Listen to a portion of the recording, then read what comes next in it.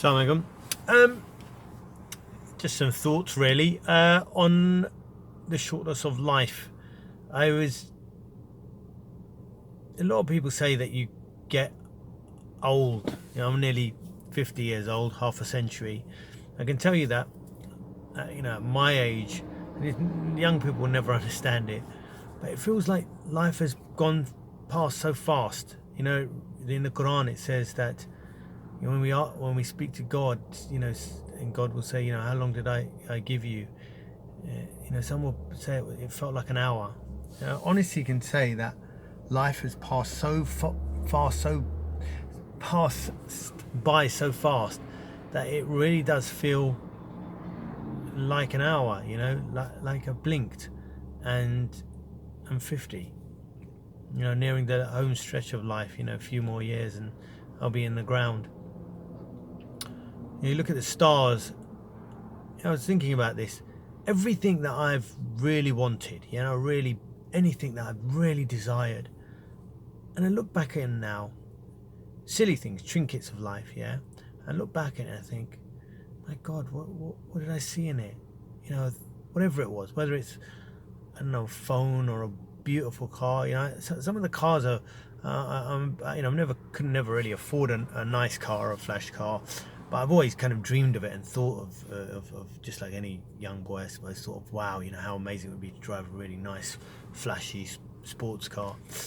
And I look back at some of the cars that I've, at the time I thought there was the most beautiful thing that I'd ever seen, like a Porsche Boxster I thought was really beautiful car.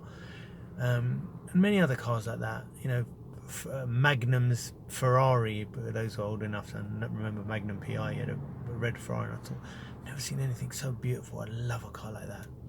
And now I look at these cars and I think they're not that nice. They're dated, they're old. I suppose you can see them as classic cars or something, but really there's more beautiful cars out there, and whatever comes out new is really, really, even more beautiful. And you realise that's the world. Everything that you desire ultimately is just a trinket, and ages and crumbles back into the dirt from whence it came. You look at stars and they blaze against this dark void of space, fighting the darkness. And they send out their light for hundreds of millions of light years, piercing the darkness of nothingness.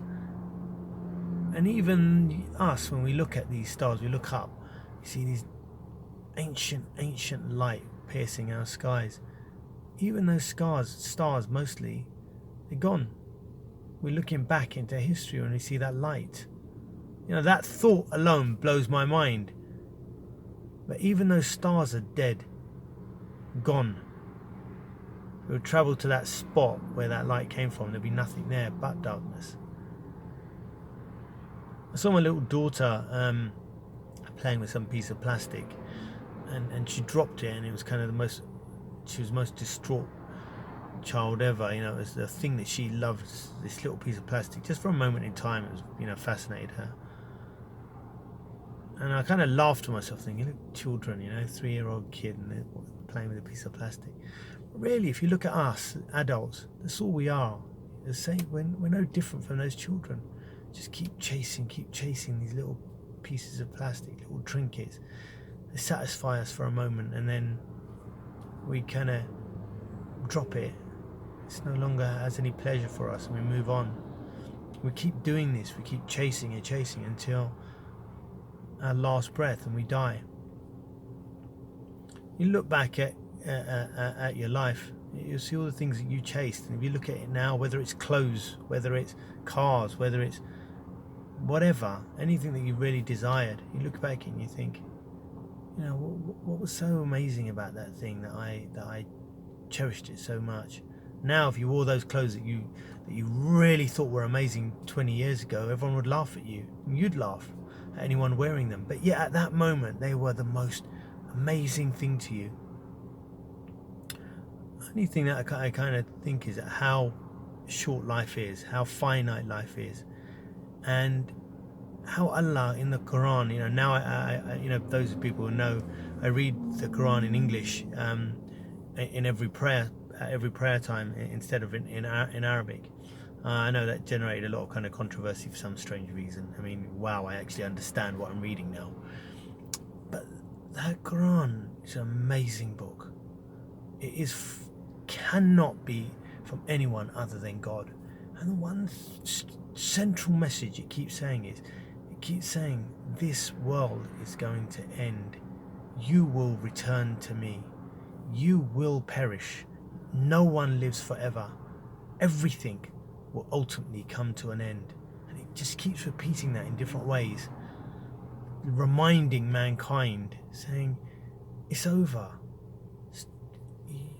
Whatever you love will die.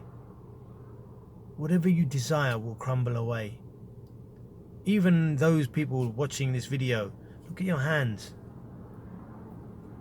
Even they're slowly crumbling away back into the dirt that we're made from. And the only thing that's left, the only thing that will be left,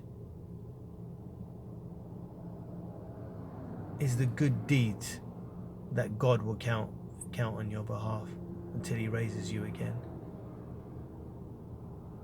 So really, it's the central thought of the Quran, the central argument of the Quran, the central principle of the Quran.